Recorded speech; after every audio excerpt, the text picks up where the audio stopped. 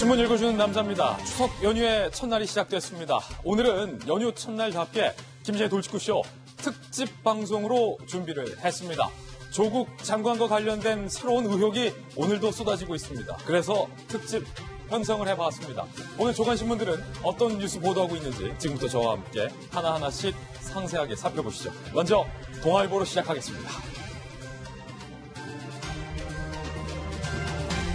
조국 장관은 청문회에서 저와 제 아내는 저희 가족의 돈이 어디에 투자되는지 알지 못했다. 블라인드 펀드라 알 수 없었다라고 수차례 강조했습니다. 하지만 그 발언과 정면으로 배치되는 진술이 오늘 확보됐습니다. 펀드 운용사와 투자처, 조국 부인이 알려줬다. 자산을 관리해주고 PC까지 빼내준 증권사 직원이 진술을 했습니다. 이미 조국 부인인 정경심 교수가 이 펀드에 돈이 어디로 투자되는지 알고 있었고 본인한테까지 물어봤다라는 겁니다. 여기에 투자해도 되겠냐 상담까지 받았다는 겁니다. 조 장관 투자처 몰랐다. 이 발언과 정면으로 배치되고 있습니다.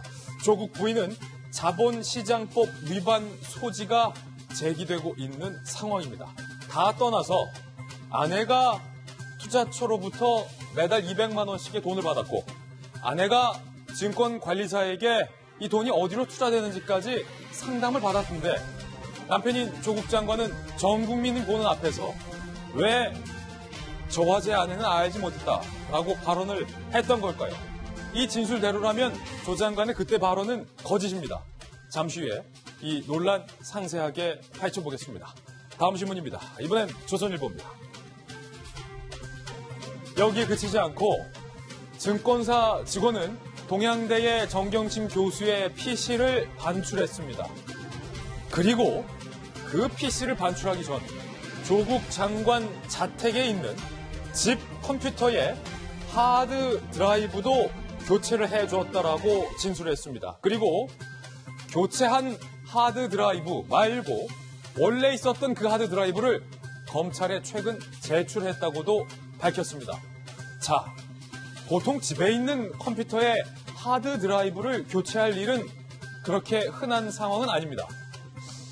바이러스에 감염되거나 아니면 컴퓨터가 아예 못 쓰게 될 경우 이례적으로 하드 드라이브를 교체하는 일이 있는데 이 민감한 시점에 왜 조국 장관은 집에 컴퓨터 하드 드라이브를 그것도 증권사 직원에게 시켜서 교체하게 한 걸까요? 증권사 직원의 업무가 고객 하드 드라이브 교체해주는 일입니까? 저는 듣도 보도 못한 이야기인데요. 왜 증권사 직원은 하드 드라이브를 조국 장관의 집에 있는 컴퓨터를 하드 드라이브를 교체해 준 걸까요? 그 하드 드라이브 안에는 무엇이 들어있던 걸까요? 잠시 후에 이 의혹도 상세하게 파헤쳐보겠습니다. 오늘 새로운 내용이 많습니다. 다음 신문입니다. 이번엔 한국일보입니다. 한국일보의 일면 제목이 참 흥미롭습니다. 조윤 전쟁, 조국과 윤석열의 전쟁이라는 거죠. 물러설 수 없는 링에 올랐다. 이제는 물러설래야 물러설 수 없다. 출구가 없다. 이겁니다. 법무부와 검찰이 조국 수사를 두고 정면 충돌을 하고 있는 양상입니다. 어제 저희 돌직구쇼에서 집중 보도해드렸던 것처럼 조국 장관이 취임하던 그날 법무부가 검찰에게 수상한 제안을 했죠. 야, 윤석열 빼고 가자. 조국 수사팀에서 윤석열 빼자. 이 제안에 이어서 법무부가 연이틀 검찰을 압박하는 행보를 보이고 있다는 겁니다. 거기에 조국 장관도 법무검찰개혁위를 지시하면서 검찰의 직접 수사 범위를 축소하라라고 언급을 했습니다. 그러자 검찰 내부에서는요. 이거 법무부가 자꾸 수사 개입하면 우리 연판장 돌릴 거다라고 격앙된 반응을 오늘 보이고 있습니다. 검찰은 동양대에 이틀 걸쳐서 추가 압수수색까지 진행을 했고 조국 장관의 부인을 추석 연휴 중에 소환할지 말지를 검찰이 지금 검토 중입니다. 이르면 오늘, 어쩌면 내일, 추석 연휴 중에 조국 장관의 부인 정경심 씨가 검찰에 소환될지도 모르겠습니다. 다음 신문입니다. 이번엔 중앙일보입니다. 자, 이에 대한 반증이라도 하듯 윤석열 총장이 이렇게 지시를 했습니다. 추석 연휴에도 공백 없이 수사하라. 추석에도 공백 없이 수사하라. 이게 무슨 말일까요? 검찰은 연휴 중에 사건 관계자를 소환하겠다라고도 밝혔습니다. 정반대로 조국 장관은 검찰의 특수수사, 직접 수사를 축소하라고 지시했습니다. 윤석열 총장과 조국 장관이 정면 승부를 벌이고 있는 겁니다. 한편 펀드 운용사와 투자사 대표에 대해서 영장이 기각됐는데 법원에서는 영장을 기각하면서 이렇게 밝혔습니다.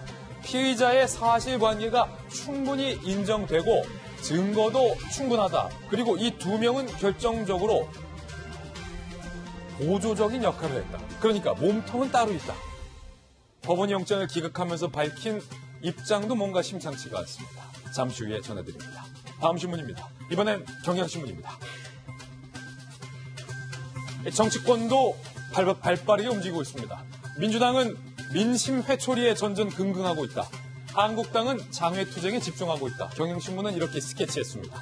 민주당은 추석 연휴를 맞아서 고향에 내려가는 시민들을 마중했습니다. 그런데 한국당의 황교안 대표는 이례적으로 배웅 없이 장외투쟁에 집중하고 있는 모습입니다. 1인 시위까지 했습니다.